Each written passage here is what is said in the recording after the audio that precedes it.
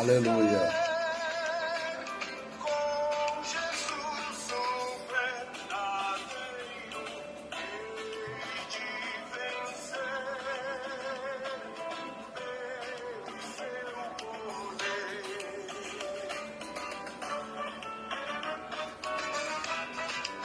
Aleluia.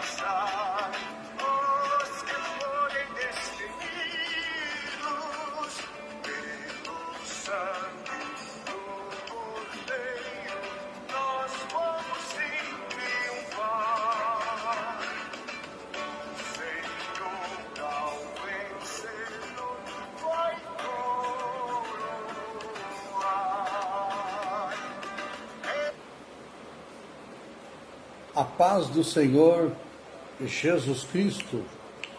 Eu quero nesse momento saudar todos os irmãos, todas as irmãs, na paz de nosso Senhor e Salvador Jesus Cristo. Hoje, quarta-feira, e como nós fazemos todas as quarta-feiras pela misericórdia do nosso Deus, estamos aqui com o estudo bíblico online, né?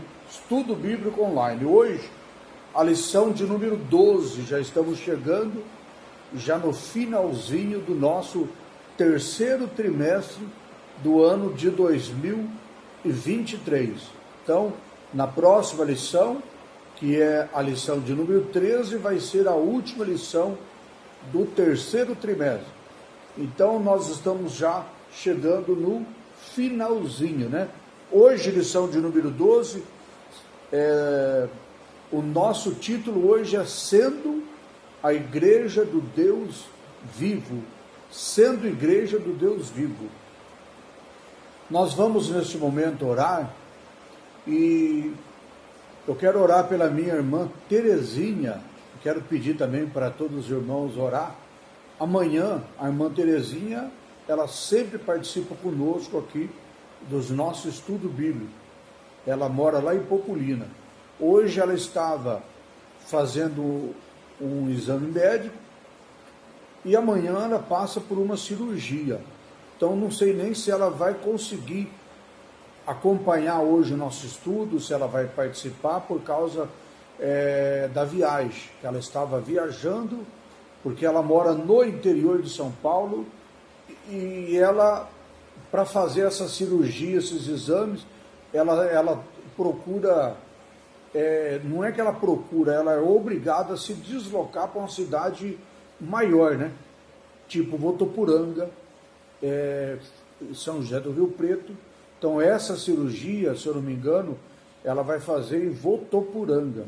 Então eu peço para os irmãos orar pela nossa irmã Terezinha, para que Deus possa abençoar, que ela possa então passar amanhã pela cirurgia dentro da vontade de Deus e que tudo possa ocorrer bem em nome de Jesus. Nós vamos nesse momento então iniciarmos o nosso estudo orando ao nosso Deus. Senhor Deus e Pai, em nome de Jesus Cristo, mais uma vez, Senhor Deus, aqui nós estamos nesse estudo bíblico online, onde junto, meu Deus, nós reunimos para aprender da Tua Palavra. Senhor, e nós oramos, Senhor, pelos enfermos, oramos, meu Deus amado, por todos aqueles, ó Pai, que têm passado por dificuldade, situação de enfermidade, situação financeira, seja qual for, meu Deus, a necessidade, mas as Tuas mãos estendidas e o Senhor, então, no comando, e que tudo, meu Deus amado, seja dentro dos conforme da Tua vontade. Assim, Pai, nós te agradecemos em nome do Senhor Jesus Cristo. Eu quero também agradecer aos irmãos que oraram pela minha cunhada, que ela estava internada e ela já recebeu alta, já está em casa, para a glória do Senhor Jesus. Então, minha cunhada Idália já está em casa, mas os irmãos continuam orando para Deus restabelecer a saúde dela também. Então, peço aos irmãos que orem pela minha irmã Terezinha, pela minha cunhada Idália, né? E os pedidos de oração que estão no nosso grupo são pessoas necessitadas das nossas orações. Então, em nome de Jesus Cristo, as nossas orações sejam a Deus em favor dessas pessoas que estão necessitadas das nossas orações. Nosso texto áureo desta lição de hoje diz assim: grande é esse mistério. Digo, porém, a respeito de Cristo e também da igreja. Então, diga a respeito de Cristo e da igreja. Isso é mistério, né? O que é mistério? Mistério é algo que não pode se explicar, né? Já fala mistério. Então, não tem como a gente desvendar, porque é mistério. Então, diz aqui a palavra de Deus em Efésios 5:32.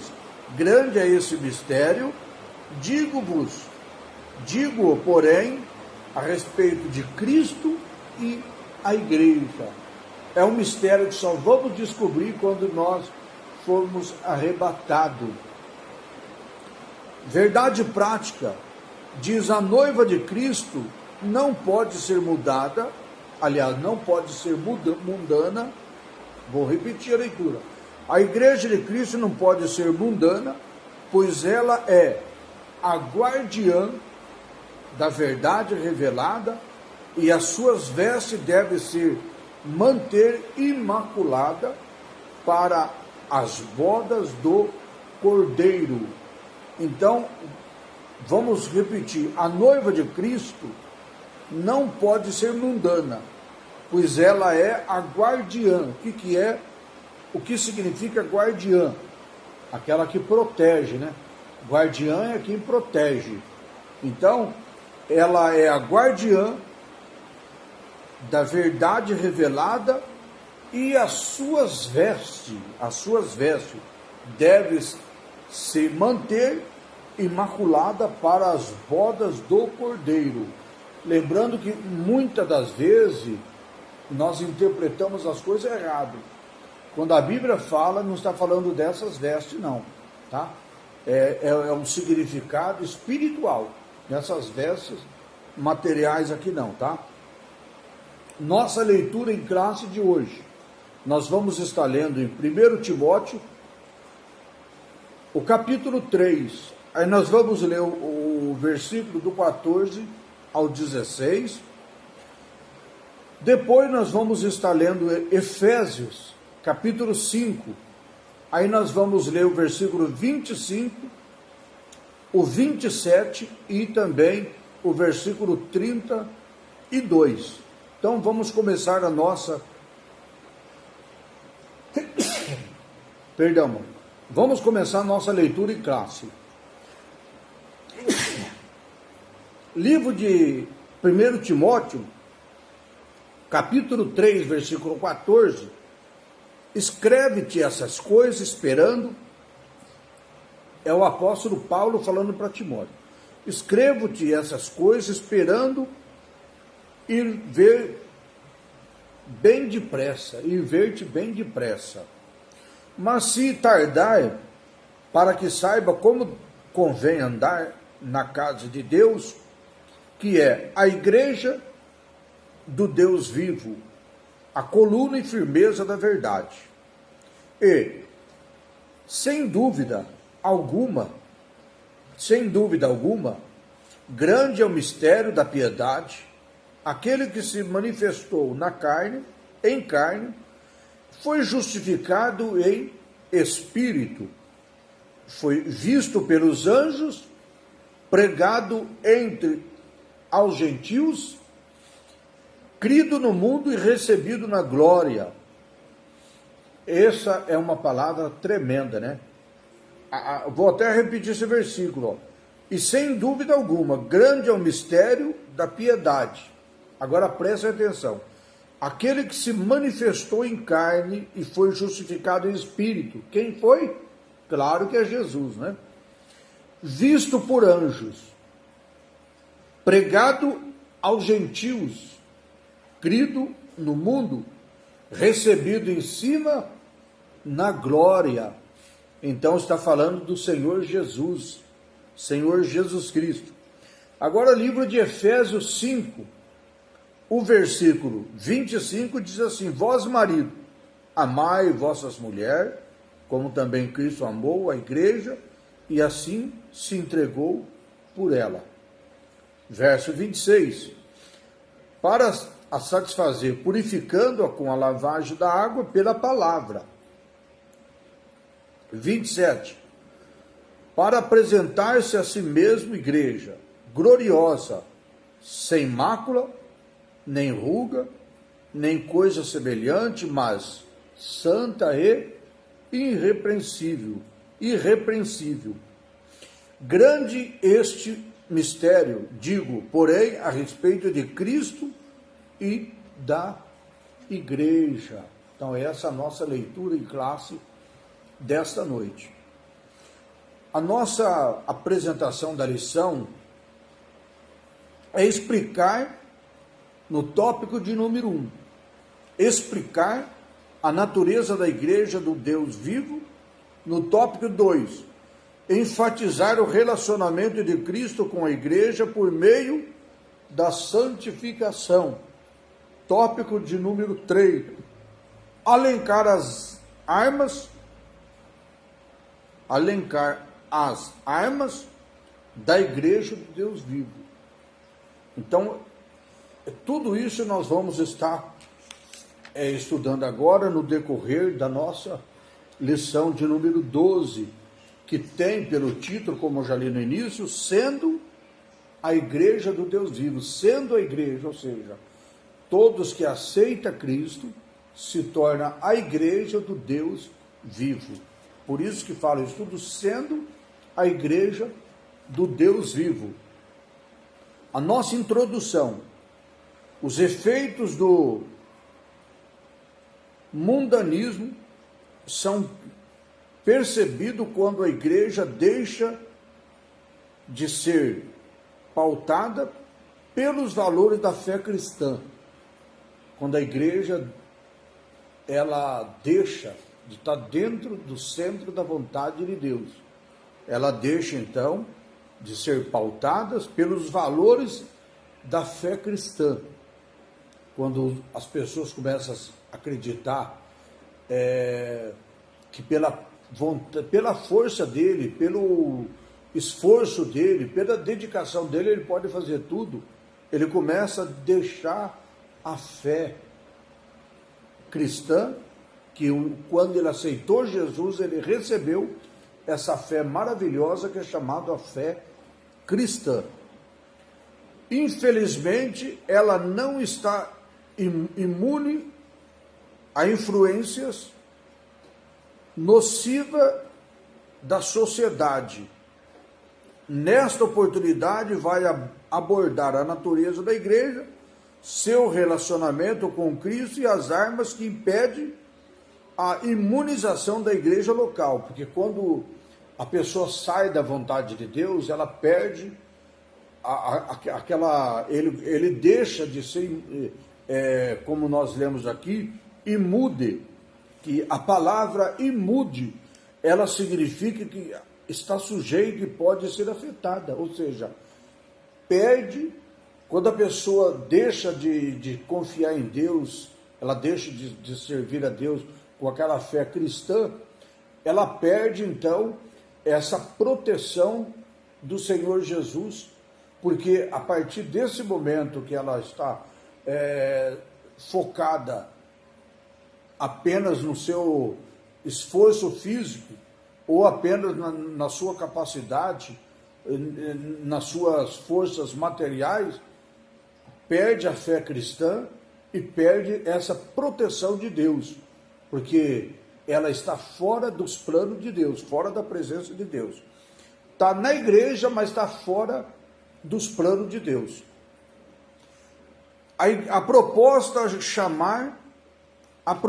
é chamar a atenção para o papel da igreja, do Deus vivo, como coluna, firmeza da verdade. Então, a proposta do nosso estudo hoje, é que realmente nós possamos, então, ter esse papel. Nessa proposta, o papel é esse, de nós, então, estarmos chamando a atenção aqui que a igreja de Deus vivo, que ela é a coluna e é também a firmeza da verdade. Por isso que a igreja tem que estar só confiando no Senhor Jesus. Então, deixar esse papel de achar que a igreja, ela pode, às vezes, através de apoio de homens, de alguma autoridade, ela possa prevalecer melhor. Nada disso. A nossa confiança tem que estar no Senhor Jesus. O papel da igreja é esse. Então, nesse estudo, nós vamos chamar a atenção, nós vamos despertar que o papel da igreja, do Deus vivo, é que ela é a coluna e que ela também é a firmeza na verdade, mas na verdade da palavra de Deus. Então, é isso que nós vamos estar estudando no decorrer do nosso estudo desta noite. No tópico de número 1, que nós vamos começar nessa noite, o tópico de número 1, nós vamos estar estudando, vamos estar falando da natureza da igreja do Deus vivo. Então, nós precisamos prestar muita atenção sobre a natureza da igreja do Deus vivo, que diz assim, no primeiro ponto, fala a casa do Deus vivo. Paulo orienta Timóteo a comandar na casa de Deus, que é a igreja do Deus vivo. Paulo fala isso. Nós acabamos de ler na nossa leitura em classe. Paulo, então, ele orienta Timóteo a comandar na casa de Deus, que é a igreja do Deus vivo. A expressão casa de Deus vivo foi emprestada do Antigo Testamento, onde o termo frequente é casa do Senhor. Como o nosso Deus é o Deus vivo, então essa expressão que está no Velho Testamento, casa do Senhor, é interpretado como a casa do Deus vivo, o Deus criador dos céus e da terra, o Deus vivo e poderoso, né? Então, o uso original da expressão refere-se ao templo, mas o comprimento que é a igreja do Deus vivo inclui um conjunto de membros da igreja. Então, quando nós falamos da igreja, nós podemos interpretar primeiro o templo, as paredes. Mas, na verdade, o templo, as paredes, ela é o espaço físico. Agora, quando nós falamos de igreja, nós estamos falando de pessoa, estamos falando de um povo selecionado por Deus, tirado para fora do mundo. Então nós estamos falando então da igreja, que um conjunto de membros, um conjunto de pessoas que forma o corpo da igreja, que é a igreja do Deus vivo. O apóstolo ainda usava os vocábulos doméstico da fé. O apóstolo usava também esse vocábulo, doméstico da fé, que era os membros da igreja, as pessoas que ali se reúnem e adoram a Deus. Então, os domésticos da fé. Em outras palavras também, família de Deus, que os membros se tornam ali uma família, aonde ali se adora a Deus. E também podemos chamar de corpo de Cristo, aonde a Bíblia fala que a igreja é o corpo de Cristo, aonde Cristo é a cabeça da igreja. Então nós podemos chamar a igreja assim, que é o conjunto de membros, que também é os domésticos da fé, a família de Deus, corpo de Cristo, e também chamar de templo de Deus, templo de Deus. Então, a sentença Deus vivo, ela enfatiza o verdadeiro Deus, que em contraste com os ídolos mortos. Os ídolos mortos, né? Muitas pessoas infelizmente adoram ídolos mortos, né? Que nada pode fazer por nós, né? É como a Bíblia mesmo fala, que tem boca, mas não fala, tem os olhos, mas não vê, tem os ouvidos, mas não ouve, tem nariz, mas não cheira, e também tem perna, mas não anda, tem braço, tem mão, mas não apalpa, e assim por diante. Então, ídolos mortos. Fazendo alusão à doutrina bíblica de que Deus é um ser pessoal, distinto da criação, e que, ao mesmo tempo, se relaciona com uma criatura atuando na história humana, ou seja, o nosso Deus, ele é o Criador, o Deus vivo, que nós estamos falando agora, o Deus vivo, ele é o Criador, mas ele é o Criador que se relaciona com as criaturas, que somos nós, que é os membros da igreja, que são o corpo da igreja, que são os crentes selecionados, separados, tirados do mundo, como a palavra de Deus nos mostra, nos afirma. Então, nós estamos falando aqui de um Deus que é o Criador, mas que tem uma relação, tem um relacionamento com a criatura, atuando na história humana, ou seja, é maravilhoso, né? Nós vamos ver sobre isso no livro de Daniel. Livro de Daniel, capítulo 4, vamos ver o que está escrito? Vamos lá para a Bíblia Sagrada. No livro de Daniel,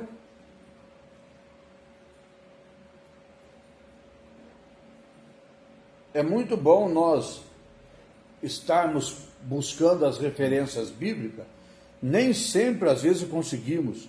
Daniel 4:25. Vamos ver o que diz a palavra de Deus, Daniel 4:25.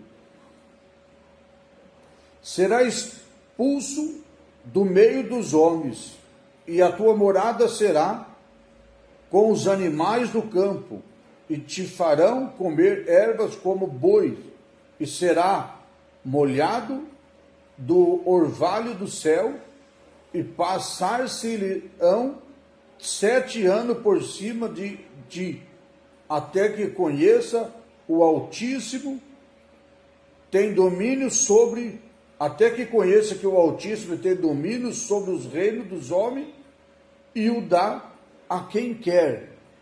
Essa palavra foi realmente o nosso Deus quem falou. Então, para nós ver que Deus está no controle de tudo, ele falou isso para o rei Nabucodonosor. E vamos agora pegar mais aqui uma referência, Atos 17:24. Vamos lá para o livro de Atos dos Apóstolos. Livro de Atos dos Apóstolos, no capítulo 17, no versículo 24. Versículo 24, que diz assim: o Deus que fez o mundo e tudo que nele há, sendo ele Senhor dos céus e da terra, não habitará em templos feitos por mão de homens. Então, mais uma referência para nós entender que Deus ele tem relacionamento com o ser humano, né? Voltando aqui para a nossa leitura, no ponto de número 2, a coluna e firmeza da verdade. Nós falamos aqui no ponto número 1, a casa do Deus vivo. Agora no ponto 2, a coluna e firmeza na verdade. A Bíblia assegura que a igreja de Deus vivo é a coluna e firmeza da verdade. Nessa metáfora, a igreja é o fundamento que sustenta a verdade, ou seja, significa que foi instituída como guardiã da verdade de Deus revelada. Essa verdade é o Evangelho de Cristo, as boas novas da salvação, e suas imutáveis doutrinas.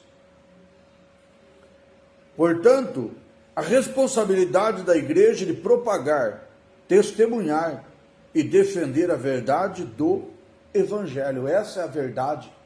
A responsabilidade da igreja está aqui, onde nós encontramos no finalzinho. Portanto, a responsabilidade da igreja é propagar, mas propagar o quê? A palavra de Deus, o Evangelho de Cristo. Então, propagar, testemunhar e defender a verdade de Deus do Evangelho.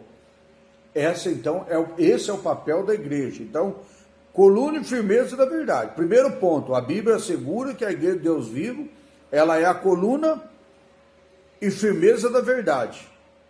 E nessa metáfora, a igreja é o fundamento que é sustentado pela verdade, ou seja, que significa que foi instituída como guardiã da verdade. A igreja ela tem esse papel de ser o guardião da verdade, ou seja, proteger a verdade. Isso que a palavra de Deus está mostrando para nós. Primeiro, Timóteo 13:14. Vamos ver o que está escrito. 1 Timóteo. 1 Timóteo, nós vamos encontrar aqui no 13 e no 14, que diz assim: porque os que servirem bem como diácono adquirirão para si um lugar honroso e muita confiança na fé que há em Jesus Cristo. Escrevo-te essas coisas, embora esperando ir ter convosco em breve. O apóstolo Paulo aqui falando com o Timóteo, apóstolo Paulo falando com Timóteo. Então, mostra aqui a necessidade do verdadeiro pregador da palavra de Deus, está observando a palavra de Deus, que foi chamado para propagar o Evangelho de Cristo, a sã doutrina, a palavra de Deus. Essa verdade é o Evangelho de Cristo, as boas novas da salvação, suas imutáveis doutrinas. As suas imutáveis doutrinas, ou seja, é coisa que não pode ser mudada, doutrina que não pode ser mudada. A doutrina tem que ser da palavra de Deus. Não é eu criar uma igreja, inventar uma igreja, colocar uma doutrina e pregar ela, e ensinar todas as pessoas que têm que fazer aquela doutrina, obedecer aquela doutrina. A palavra de Deus mostra a doutrina que ela é imutável, ela não muda. Então não pode ser criada outra doutrina, não. Doutrina é essa que está dentro da palavra do Senhor Jesus. Portanto, a responsabilidade da igreja é propagar, testemunhar e defender o Evangelho. É o que Jesus mandou nós fazer, Mateus 28 e 20. Mateus Essa é uma ordem de Jesus. Mateus 28:20 diz assim: ensinando-os a observar todas as coisas que eu vos tenho mandado, Jesus disse, que eu vos tenho mandado, e eis que estou convosco todos os dias até a consumação do século. Esse é o Deus Criador que relaciona com a criatura, que somos nós, relaciona com a sua criatura. Então, quando nós olhamos para a palavra de Deus, nós vamos encontrar isso, que a igreja ela é a guardiã da verdade, tem que pregar a palavra de Deus, ensinar o povo a viver a palavra de Deus. Ainda continuando aqui, desse modo, no zelo pela verdade, os líderes da igreja ele deve ser irrepreensível e capaz de repudiar os falsos mestres e também as suas heresias. Então, os verdadeiros, como diz aqui, desse modo, no zelo pela verdade, os líderes da igreja, devem ser irrepreensíveis. O que significa essa palavra irrepreensível? Repressivo é pessoas que representado, é pessoas que representam o papel de Cristo. Mas pastor, pode isso? Pode. Se você é o líder da igreja, se você é irrepreensível, você faz esse papel de Cristo, porque você foi chamado para isso. Você é o embaixador de Cristo, ou seja, o representante de Cristo aqui na face da terra. Então, quando falamos que você é o líder irrepreensível, nós estamos dizendo que você representa o papel de Cristo aqui na terra. Então, é a responsabilidade muito grande para o líder da igreja ter que exercer esse papel, ser capaz de repudiar os falsos mestres e as suas heresias, repudiar os ensinamentos errados, as condutas erradas, repreender e não permitir que isso venha acontecer dentro da igreja, que a igreja tenha falsos mestres e também heresias. O que é heresias? Heresia é aquele que é rejeitar ou repelir, repudiar é rejeitar e repelir essas heresias, porque heresias são aquelas coisas que as pessoas pregam que não é verdade, está fora do contexto da palavra de Deus.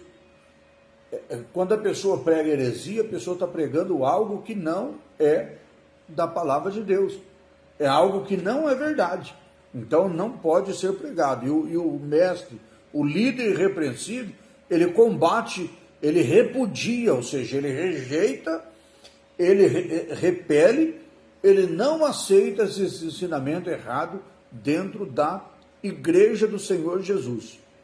Como está escrito, Mateus 5, nós vamos ler, Mateus 5,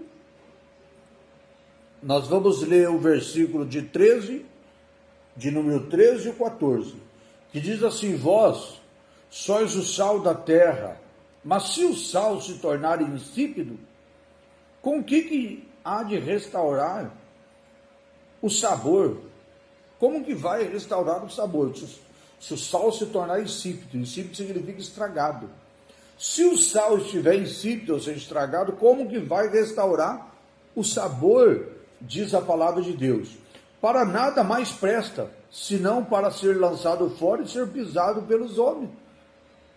Lançado fora. O sal, quando está estragado, ele deve ser jogado fora, ser pisado pelos homens, mas não mais ser usado para salgar. Verso 14: vós sois a luz do mundo, e não se pode esconder uma cidade situada sobre um monte. Ou seja, a luz do mundo ela não pode ficar escondida. Será que alguém consegue esconder uma cidade que foi criada, que foi formada numa montanha, em cima do monte? Não tem como esconder ela, né?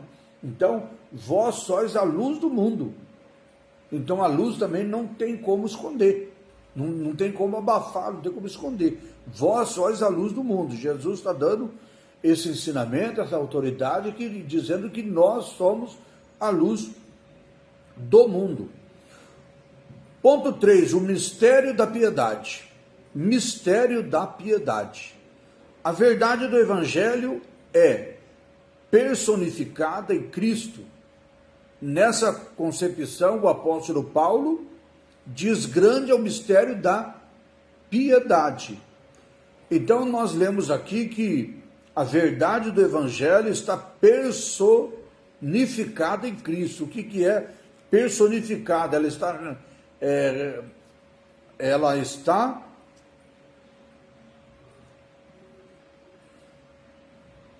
está representada. É representada em Cristo. Nessa concepção, o apóstolo Paulo diz: grande é o mistério da piedade. Devemos aqui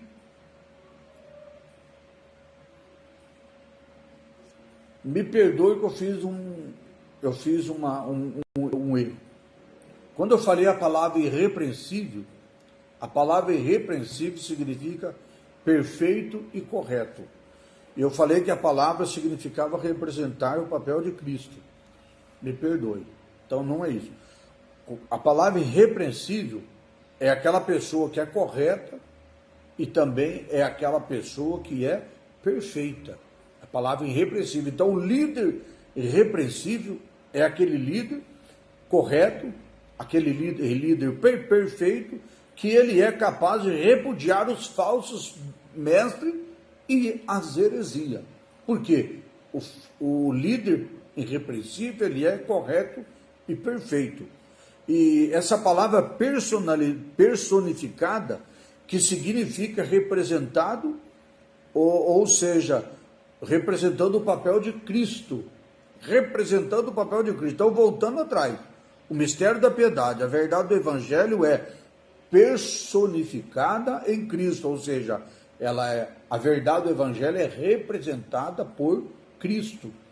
Essa é a grande verdade. Então, quando nós falamos a verdade do Evangelho é personificada em Cristo, nós estamos dizendo que ela é representada em Cristo.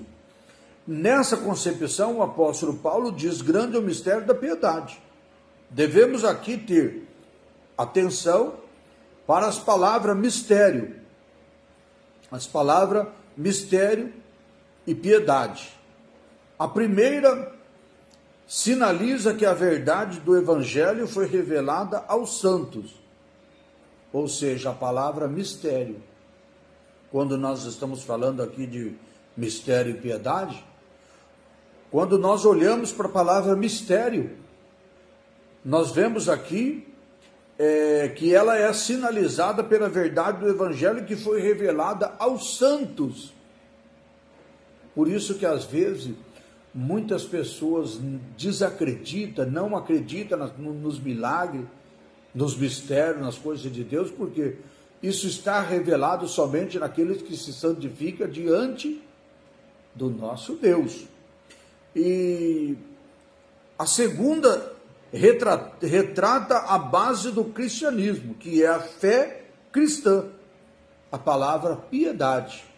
Quando nós olhamos para a palavra piedade, nós estamos vendo aqui que ela é retratada com a base do cristianismo, ou seja, daqueles que realmente acreditam no cristianismo, acreditam em Cristo, que tem a fé cristã. É a palavra piedade. Na sequência, o apóstolo, ele sintetiza da piedade, ou seja, o Evangelho, a fé cristã estabelecida nos seguintes eventos. Essa palavra sintetiza significa que ele resume. Então eu vou ler para nós entender melhor. Na sequência, o apóstolo, ele resume tudo isso com uma expressão, o mistério e piedade. Aí vem Evangelho e piedade, vem o Evangelho revelado, a fé cristã, estabelecido nos seguintes eventos. Primeiro, Cristo, porque a nossa fé está em Cristo. Então, nos eventos que nós vamos dizer agora, que a nossa fé cristã, ela é estabelecida nos seguintes eventos. Primeiro, Cristo, que se manifestou em carne e foi justificado em espírito e visto por anjo e pregado aos gentios, crido no mundo e recebido em cima da glória. Ou seja, Jesus veio e pela misericórdia de Deus, a Bíblia nos mostra claramente que ele se manifestou em carne e foi justificado em espírito. E também foi visto pelos anjos, foi pregado pelos gentios, mas que o povo creu nele no mundo, então crido no mundo. E ele foi recebido na glória após a sua ressurreição. Ele foi recebido em cima na glória. Assim, a igreja é fiel portadora dessa verdade, ou seja, a igreja com essa convicção é fiel portadora, a igreja testifica desse fato relatado pela palavra de Deus, que o Senhor Jesus, através da sua bondade, a Bíblia diz que Deus amou o mundo de tal maneira que deu o seu Filho unigênito para que viesse ao mundo, morresse pelos nossos pecados. Então, é algo que, se eu crer, se você crê, se nós cremos, nós encontramos essa verdade desse grande evento do Senhor Jesus Cristo, que nos trouxe a salvação a todos aqueles que crêem, né? A Bíblia diz que Deus não faz acepção de pessoas. Toda pessoa que aceita Cristo, todas as pessoas que invocam o Senhor Jesus será salvo, diz a palavra do Senhor Jesus. Tópico de número 2 nessa noite. Cristo é o relacionamento com a igreja. Cristo é o relacionamento com a igreja.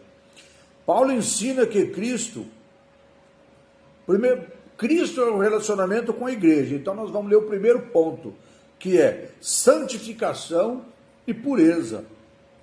Paulo ensina que Cristo morreu pela igreja para que santificasse, tendo purificado por meio da lavagem de água pela palavra.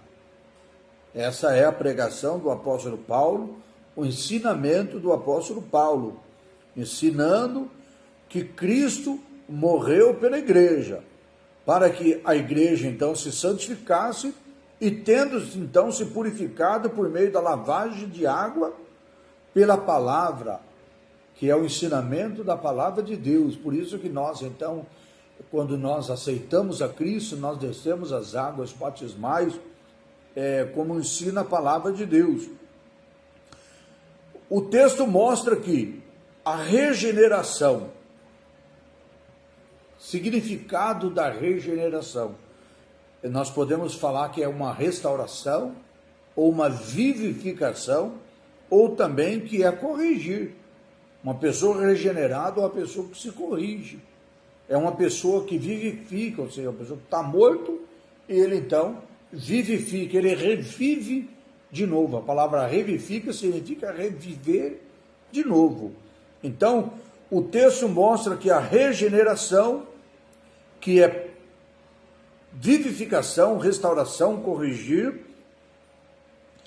Cristo nos purifica do pecado, e que no propósito do Calvário estava inclusa a nossa santificação. Por isso que Jesus morreu por nós. Propósito de Jesus de morrer na cruz do Calvário foi o que a palavra de Deus está mostrando aqui para nós.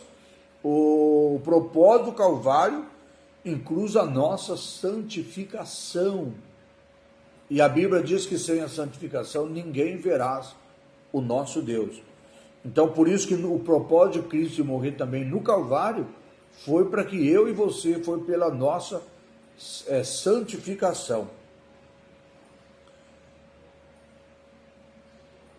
A expressão a lavagem da água é usada da forma figurada como simboliza a palavra de Deus que opera uma limpeza espiritual. Então é o simbolismo que está dizendo aqui, lavado pela palavra de Deus. Essa expressão é a lavagem de água, é uma forma figurada, ou seja, uma expressão de palavra. A forma figurada, uma expressão de palavra, uma limpeza espiritual. Quando a pessoa aceita Jesus, ela deixa o velho homem, deixa a velha mulher, ela passa a servir a Deus, ela faz uma limpeza espiritual no seu modo de viver, no seu comportamento, no decorrer dos seus tempos, sobre a face da terra. Nesse sentido, Cristo orou.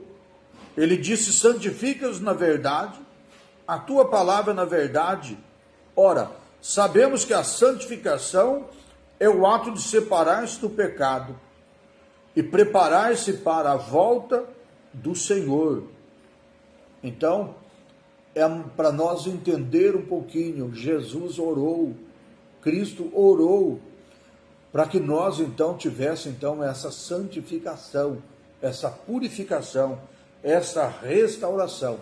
Esse processo é contínuo até a glorificação final no dia de Cristo, até nós trocarmos o nosso corpo mortal por um corpo igual e semelhante ao corpo do Senhor, que é o corpo glorificado. Então esse processo, enquanto nós estiver aqui em vida aqui na terra, ele continua. Não é aquela doutrina de ensinamento: salva-se uma vez, salvo para sempre. Não. Nós precisamos continuar nesse processo até a glorificação do nosso corpo com o Senhor Jesus. Ponto 2. Gloriosa e irrepreensível. A santificação tem como alvo preparar uma igreja gloriosa, sem mácula, sem ruga, nem coisa semelhante, mas santa, irrepreensível. Então, nós já falamos que, em vários estudos aqui, essa palavra sem mácula, sem ruga, é aquela pessoa irrepreensível, perfeita, sem nenhuma falha. É isso que está dizendo: sem mácula, sem ruga, sem defeito, sem nenhuma falha, diz a palavra do nosso Deus. A Escritura compara a revelação de Cristo com a igreja com a do marido e da esposa. Assim, a igreja é a noiva de Cristo, que se prepara para a festa nupcial. Então, o que a palavra de Deus está mostrando para nós, ela está fazendo uma comparação, só para nós entendermos direito, para nós ter um consentimento assim de nós entender melhor. A Bíblia mostra para nós, quando a Escritura fala da relação de Cristo com a igreja, ela faz a comparação do marido e a esposa. E ela mostra também com o marido e a esposa, e ela mostra a igreja e a noiva como igreja, a igreja como noiva de Cristo. Igreja como noiva de Cristo. Por isso que fala lá atrás, sem mácula e sem ruga, ou seja, sem falha, sem defeito, mas perfeita. A igreja tem que ser perfeita para o nosso Deus, porque ela é a noiva de Cristo, nos mostra a palavra do Senhor Jesus Cristo. E durante essa espera, por meio do Espírito Santo, Cristo santifica para apresentá-la a si mesmo totalmente pura, ou seja, você, nós não conseguimos fazer de nós mesmos.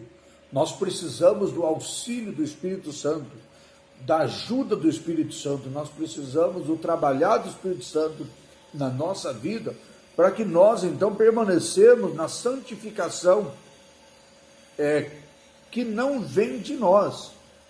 Isso vem do nosso Deus, vem do Espírito Santo de Deus. Durante essa espera, por meio do Espírito Santo, Cristo, do Espírito Santo, Cristo a santifica e apresenta a si mesmo totalmente pura. Então, às vezes, nós se gloriamos de forma errada. Isso não é para nós se gloriar, não. Isso é algo que vem de Deus. Se Deus não tiver na nossa vida, quem somos? Nós. Então, é através do Espírito Santo que o próprio Cristo santifica a sua igreja e apresenta a si mesmo a Deus.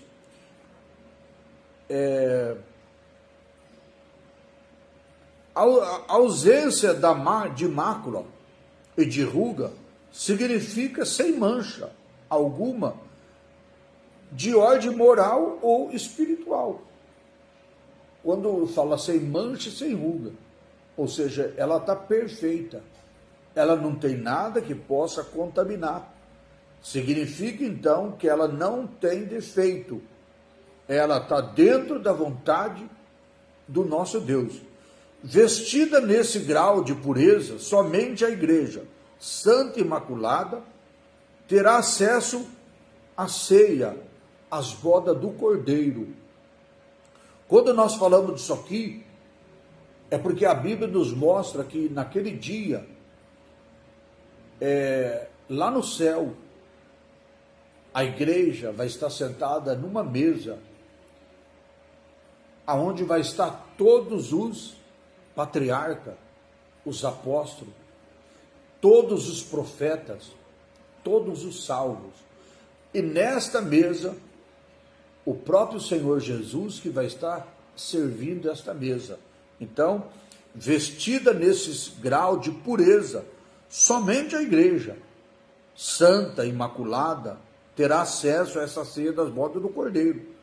Não vai poder entrar ninguém que não é membro da igreja, que não faz parte da igreja de Cristo Jesus. Acerca disso, Cristo advertiu: não ser possível entrar nas bodas sem devidas vestes nupciais.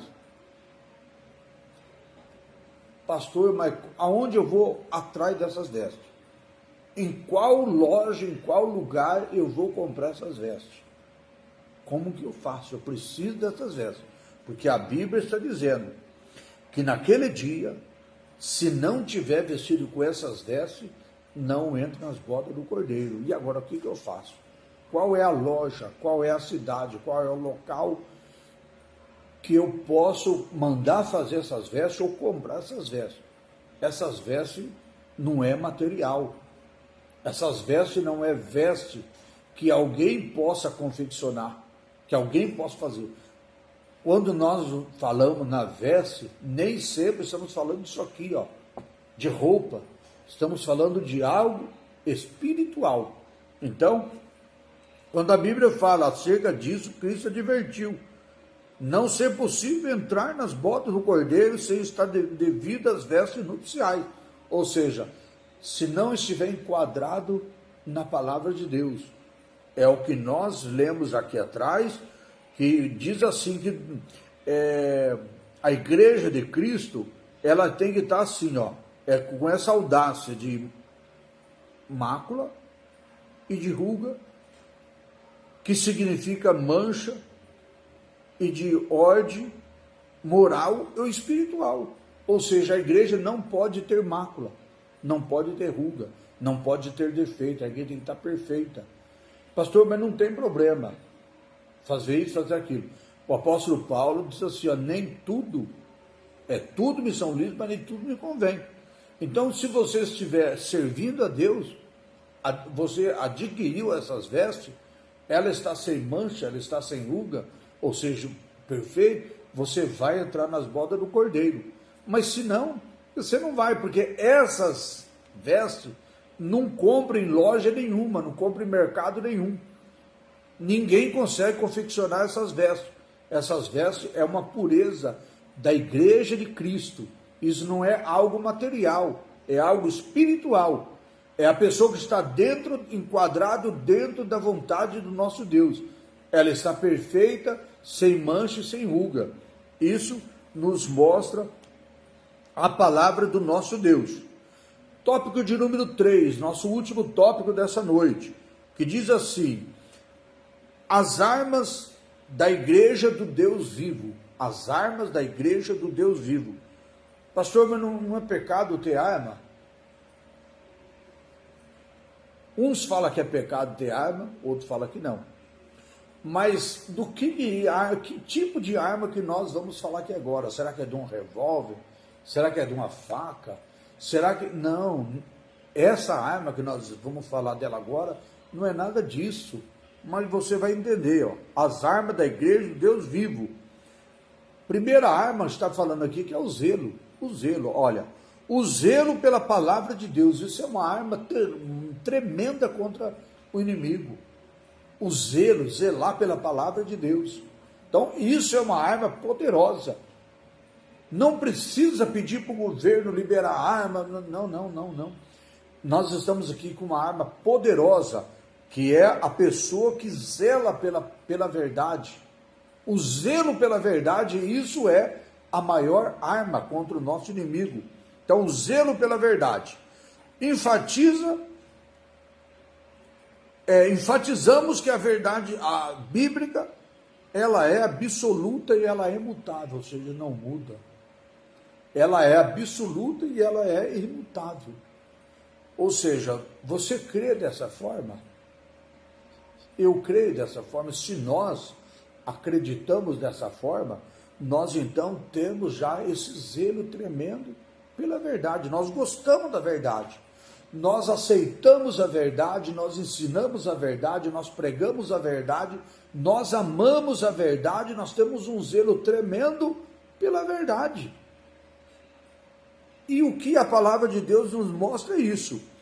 Enfatizamos que a verdade bíblica é absoluta, ou seja, eu a amo, eu creio, eu acredito na Bíblia Sagrada, na palavra de Deus. Você também. Se nós acreditamos dessa forma, nós acreditamos absolutamente. E se nós acreditamos absolutamente, nós acreditamos também que ela é imutável, que ela não precisa ser mudada. A palavra de Deus não muda. Ela é imutável, ela não muda. Mas estou inventando outra Bíblia, estou inventando... Os homens podem inventar tudo, mas você e eu, nós temos que acreditar que a verdadeira palavra de Deus, ela não muda. Ela é imutável, não tem como mudar. Porque se nós mudarmos, nós vamos desagradar a Deus e nós não vamos mudar os conceitos de Deus. Nós vamos fazer do nosso jeito aqui, erroneamente. Mas a palavra de Deus, ela é imutável. Neste caso, a igreja é a fiel depositária dessa verdade, ou seja, nós temos que depositar fielmente toda a nossa confiança na igreja, porque a igreja tem esse papel.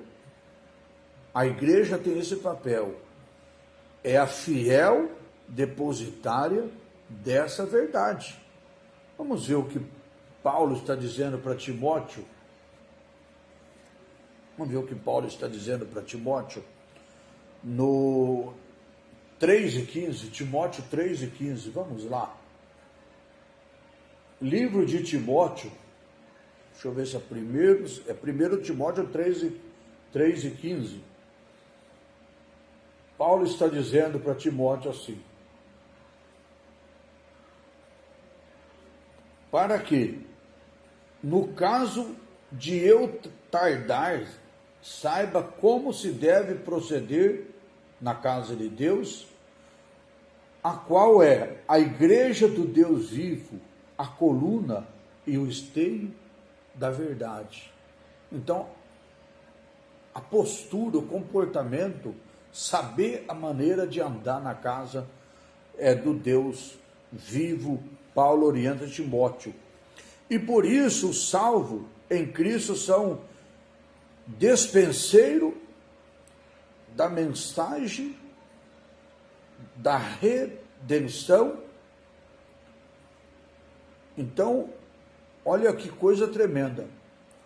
E por isso que os salvos em Cristo, ou seja, aquelas pessoas que estão salvas, mas estão em Cristo, pessoas que realmente são fiel à palavra de Deus, salvos em Cristo.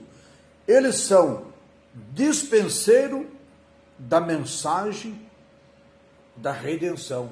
Hoje nós ouvimos tanta dispenseiro aí, ensinando às vezes tanta coisa, mas não ensina a palavra da redenção, não ensina, às vezes ensina prosperidade, ensina politicagem, ensina tanta coisa, mas não ensina o que a palavra diz, como nós estamos vendo, a dispenseiro da mensagem da redenção. Aquele que dispenseiro é aquele que cuida de uma dispensa. Ele é um administrador dos dons de Deus, um obreiro. Então nós precisamos estar ministrando a palavra da redenção.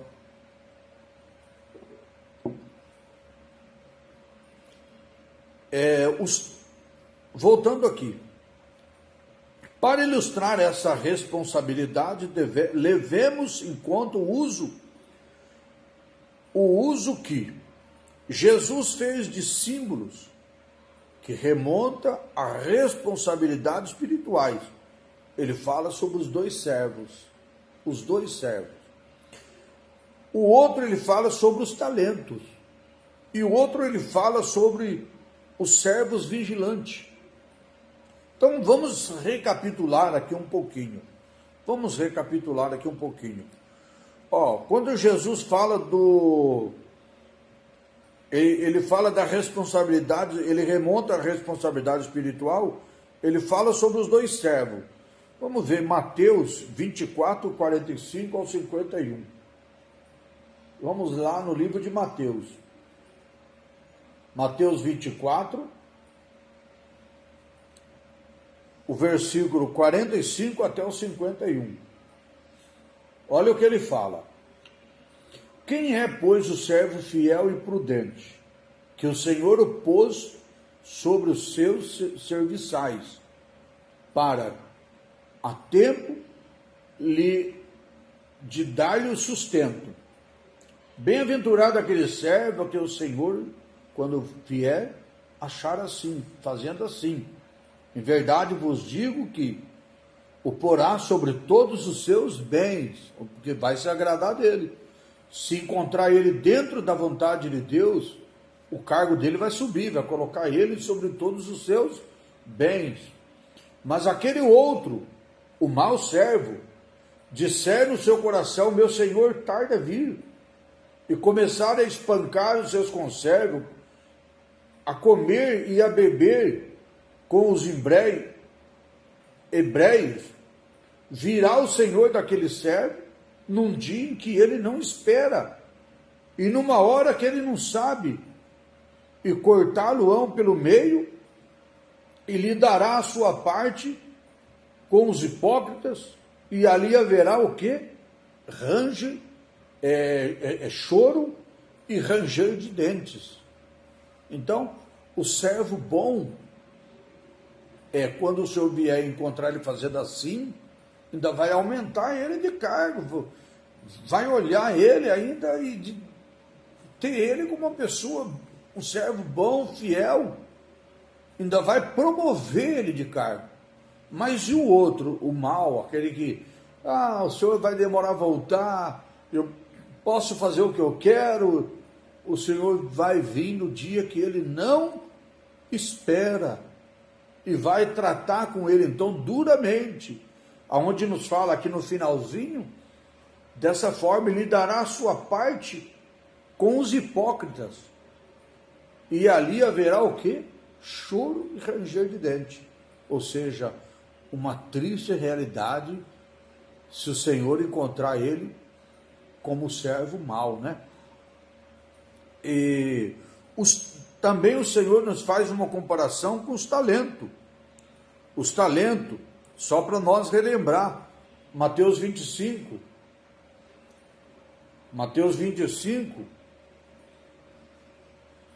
vamos recordar um pouquinho, a partir do versículo 14 até o 30. O Senhor fala assim, olha: porque assim como um homem que, ausentando dos seus pais, chamou o seu servo e lhe entregou os seus bens, e a deu 5 talentos a um e 2 ao outro, e outro 1, e cada um segundo a sua capacidade, e conseguiu a viagem, e seguiu a viagem. O que receberam os 5 foi imediatamente negociar com ele, ganhou outros 5, recebeu 5, imediatamente correu negociar e lucrou mais 5 talentos para o seu senhor. Da mesma sorte, o que recebeu 2 talentos, o que ele fez também? Da mesma sorte, recebeu 2 talentos, ganhou outros 2 talentos, também negociou, esforçou, batalhou, ganhou mais 2 talentos. E depois, o que aconteceu? Ora, depois de muito tempo veio o senhor, aquele servo, e fez conta com eles. Então, chegando, o que receberam 5 talentos, apresentou outros 5 talentos, dizendo: Senhor, resgatando, entregasse-me 5 talentos, e aqui está outros 5 que ganhei. Dizei o mesmo, disse o seu senhor: bem, muito bem, servo bom e servo fiel. Sobre o pouco fosse fiel, sobre o muito te colocarei. Entra no gozo do teu senhor. Então, o patrão dele ficou feliz. Servo bom e fiel. Ele não olhou achou que era pouco, não. O que ele viu foi isso. Ele disse assim: eu tenho 5, mas vou batalhar, eu vou ganhar outros 5, vou entregar para ele o dobro que eu tenho. Esforçou e batalhou. Chegando também, recebeu 2 talentos, disse: Senhor, entregaste-me 2 talentos, e eis outros 2 que ganhei. E disse-lhe o seu senhor: muito bem, servo bom e fiel. Sobre o pouco fosse fiel, sobre o muito te colocarei. Entra no gozo com o teu senhor. Ficou feliz também, ganhou o dobro. Ele poderia ter olhado e falado assim: mas deu 5 para o outro e 2 para mim só. Não. O outro ganhou 5, granjeou mais 5. Ele ganhou 2, granjeou mais 2. Foi fiel. Aí nos mostra que agora, que chegando por fim, o que receberam 1 talento. Ele disse: Senhor, eu te conhecia, que és um homem duro, que ceifa onde não semeaste, e recolhe onde não joeiraste. Ele sabia. Então o que ele fez? Ele não quis trabalhar. Ele não esforçou. Ele não batalhou. Ele não ganhou nada. Ele não fez nada. Apenas enterrou o talento que Deus tinha dado, que o patrão tinha dado para ele. Aí, olha o que ele fala agora. E atemorizado fui esconder na terra o teu talento, eis aqui o que é teu. Escondeu o talento. Ficou com medo, medroso, né? Não esforçou, não batalhou, apenas foi lá, escondeu, enterrou. Olha a resposta agora. E o que lhe respondeu o seu senhor? Servo mau, preguiçoso.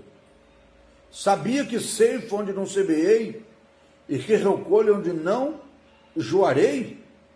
Devia então entregar o meu dinheiro aos banqueiros, e vindo eu ia receber com juro.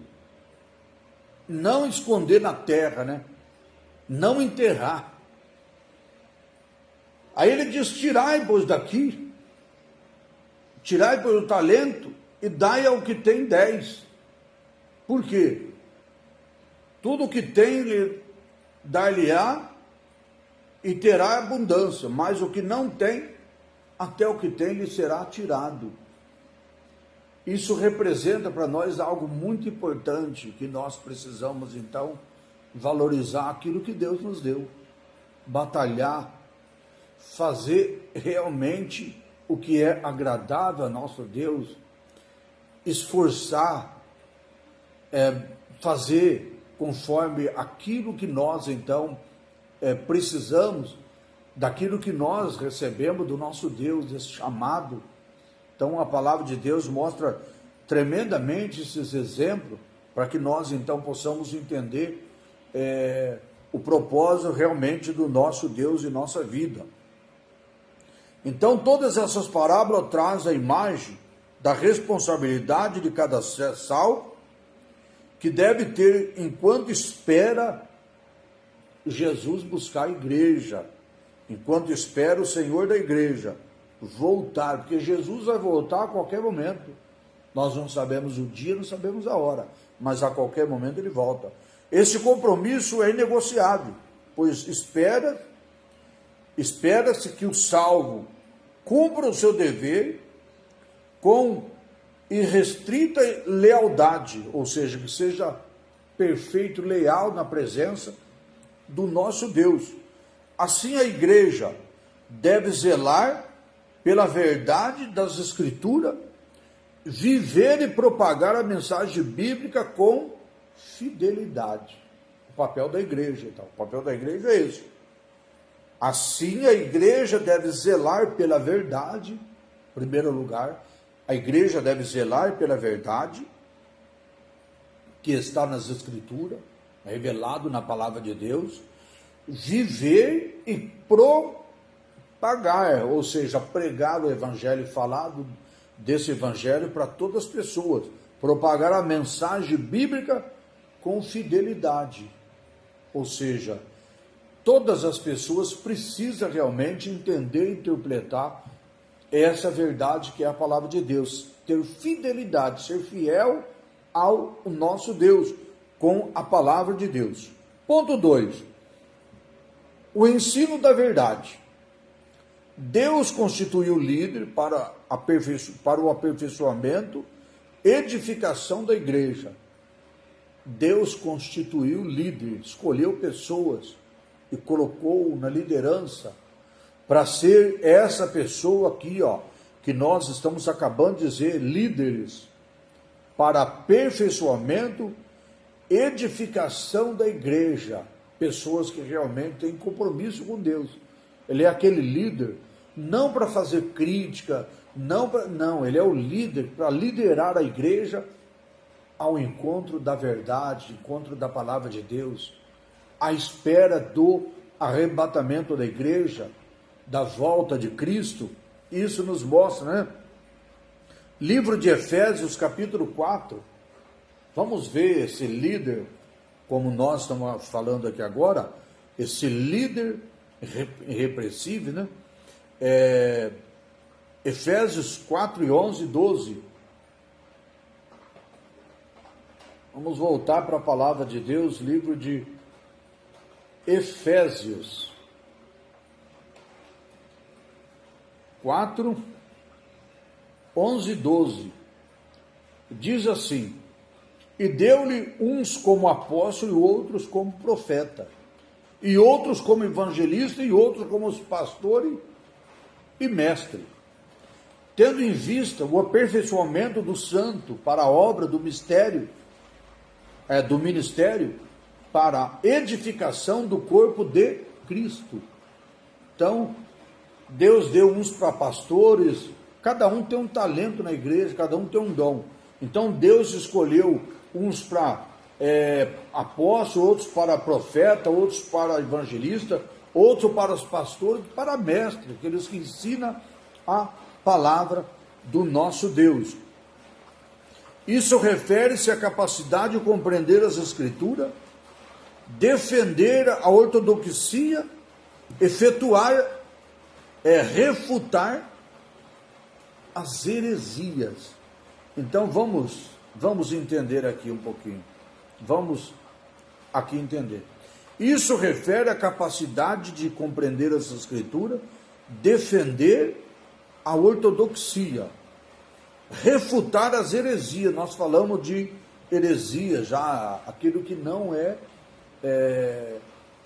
a verdade, as pessoas que pregam mentira, que pregam aquilo que não existe, prega de uma maneira como fosse verdade, mas não é, são heresias. Então, esses líderes aqui, esses homens de Deus com essa capacidade, são para isso, para refutar, não aceitar essas mentiras, esses ensinamentos de heresia na igreja, né?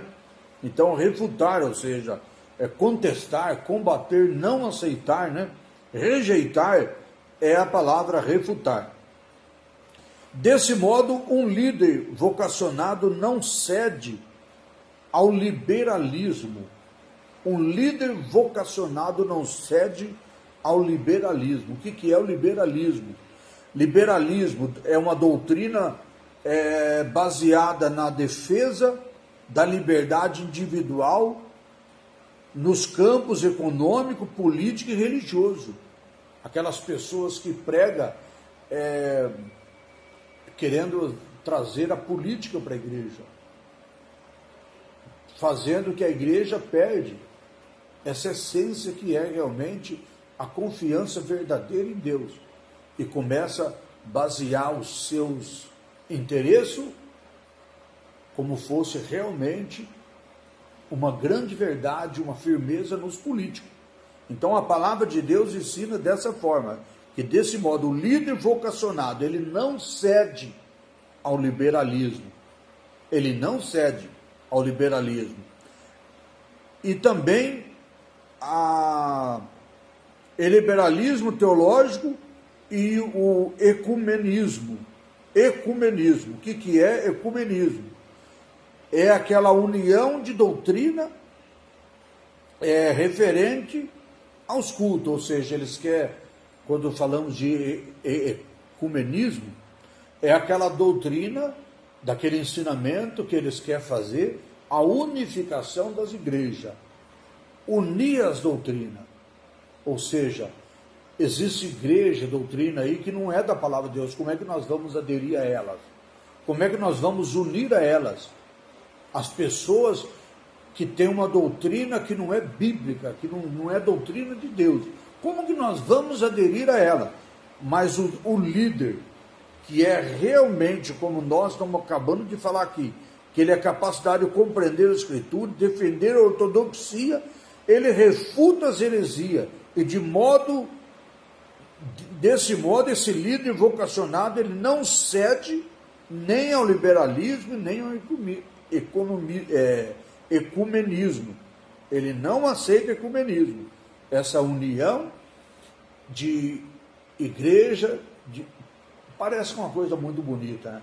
Quando nós ouvimos falar união das igrejas, meu Deus do céu, parece que é uma coisa linda, porque em outro lado seria mesmo, união das igrejas, todas as igrejas unidas, uma só, mas se fosse todo mundo que realmente tivesse guardando a sã doutrina da palavra de Deus, não nós misturarmos as doutrinas, fazer só uma igreja, misturar tudo e não obedecer a palavra de Deus, ceder às coisas erradas, aos ensinamentos errados. Então esse ecumenismo, se nós for olhar, parece uma coisa muito bonita, união das igrejas, mas aí está a grande verdade. O grande líder, o líder que é líder mesmo, que é capacitado, que ele é realmente de Deus, ele não cede ao ecumenismo, de forma e de hipótese nenhuma. Logo, a verdade bíblica deve ocupar a primazia da verdade, ou seja, deve ter prioridade, a primazia. Ela deve ter a primazia, deve ter realmente a prioridade, deve ser prioridade. E não por acaso, na tese de 54 de Lutero ensinou que ofendemos a palavra de Deus quando no sermão não há tempo ao estudo da Bíblia. Ou seja, quando a exposição da Bíblia não é o cerne da pregação. Que coisa, né? Lutero falou sobre isso, é uma grande verdade. Ele diz que nós ofendemos a palavra de Deus quando no sermão não há estudo da Bíblia. Pessoas que às vezes faz o seu sermão, mas não estudando a Bíblia, né? Baseado na palavra de Deus. O sermão dele é de outras formas, né? Ou seja, quando a exposição da Bíblia não é o cerne. O que é o cerne? Quando a exposição da Bíblia não é o cerne significa o centro. O centro não está centralizado na palavra de Deus. Então o cerne é a parte central. Então, diz aqui, o estudo quando a exposição da Bíblia não é o cerne, ou seja, não é exposta a Bíblia como o centro, quando centralizado na palavra de Deus. E nós aprendemos que a nossa regra de fé é realmente a Bíblia Sagrada, é a palavra do nosso Deus. Não ensinar as Escrituras, relativizar suas doutrinas ou fazer concessões ao pecado equivale fazer a igreja refém do mundanismo. Voltando aqui então, não ensinar as Escrituras, não ensinar a palavra de Deus, relativizar as doutrinas. O que significa relativar as doutrinas? Quando a pessoa ele deixa as doutrinas de Deus de lado, deixa a palavra de Deus do lado. Então, por isso está falando aqui, não ensinar as Escrituras, relativizar as suas doutrinas ou fazer concessões do pecado equivalente, concessões do pecado equivalente a fazer refém, a igreja refém do mundanismo, é colocar a igreja sem força, é tirar a força da igreja fica no mundanismo, é fazer que a igreja então fica morta, que a igreja não tenha força, que a igreja perde a visão do nosso Deus. Então, é dessa forma que nós precisamos entender, que não podemos colocar a igreja no mundanismo. A igreja tem que entrar no mundo e não o mundo entrar na igreja, né? Portanto, somente a verdade de Deus é capaz de libertar o pecador. Que não adianta nós pregar o evangelho com tanta sabedoria, com tanta coisa, se nós não tiver o Espírito Santo de Deus na nossa vida, o poder de Deus na nossa vida. Porque a nossa pregação, o nosso ensinamento, tudo isso aí, ele não tem resultado nenhum, não tem força nenhuma, porque quem é capaz, somente Deus, através da verdade, da palavra de Deus, é realmente que vai transformar a vida da pessoa pecador, que ouve a palavra de Deus. Então, somente a verdade de Deus, ela é capaz de libertar o pecador. Então, não existe outra forma, não existe outro remédio, não existe outro ensinamento, não existe nada que possa mudar, se não for realmente através do nosso Deus para mudar o pecador. É a força da igreja.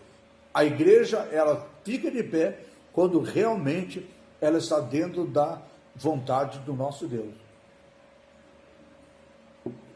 Quando a igreja está ensinando a palavra de Deus, ensinando a doutrina de Deus, pregando a palavra de Deus, a igreja está fortalecida e não está no mundo.